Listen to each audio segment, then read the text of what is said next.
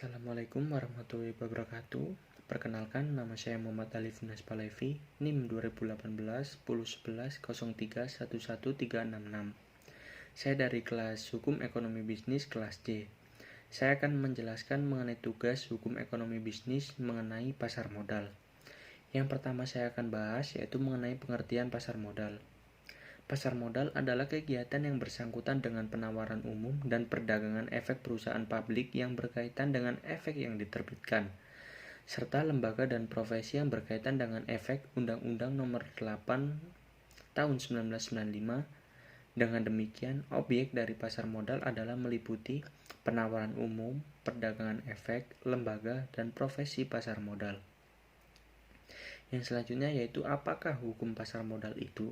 Hukum pasar modal adalah hukum yang mengatur tentang hubungan hukum antara investor dan emiten atau perusahaan publik, atau yang jelasnya yaitu pihak yang kekurangan dana dengan mempergunakan perantaraan lembaga atau bursa efek sebagai tempat bertemunya. Konsep hukum pasar modal: pemilik dari perusahaan yang membutuhkan dana efek dan dana pasar modal bertindak sebagai mediator kepentingan investor dengan perusahaan ataupun institusi pemerintah untuk mencapai titik keseimbangan antara hak dan kewajiban keduanya. Harus ada hukum yang mengaturnya, yaitu hukum pasar modal atau capital market law. Dasar hukum dari pasar modal masuk ke dalam Undang-Undang Nomor 8 Tahun 1995 tentang pasar modal. Masuk juga ke dalam Peraturan Pemerintah Nomor 45 Tahun 1995 tentang penyelenggaraan kegiatan di bidang pasar modal. Masuk ke dalam Peraturan Pemerintah juga Nomor 45 Tahun 1995 tentang tata cara pemeriksaan di bidang pasar modal. Masuk ke dalam seperangkat peraturan pelaksana yang dikeluarkan oleh Ketua Bapepam sejak tanggal 17 Januari tahun 1996 sampai dengan 2013. Dan yang terakhir masuk ke dalam peraturan OJK dan BI. Selanjutnya saya akan menjelaskan mengenai jenis-jenis pasar modal. Yang pertama yaitu pasar perdana.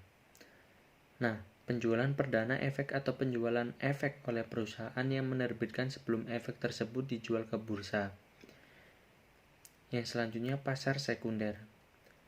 Penjualan efek setelah penjualan pada dasar perdana berakhir dan dijual sahamnya di lantai bursa. Yang selanjutnya bursa paralel. Pelengkap bursa efek yang ada. Perusahaan efek yang menerbitkan efek yang akan menjual efeknya melalui bursa dapat dilakukan melalui bursa paralel. Yang terakhir BEI atau yang biasa disebut Bursa Efek Indonesia. Fungsi pasar modal.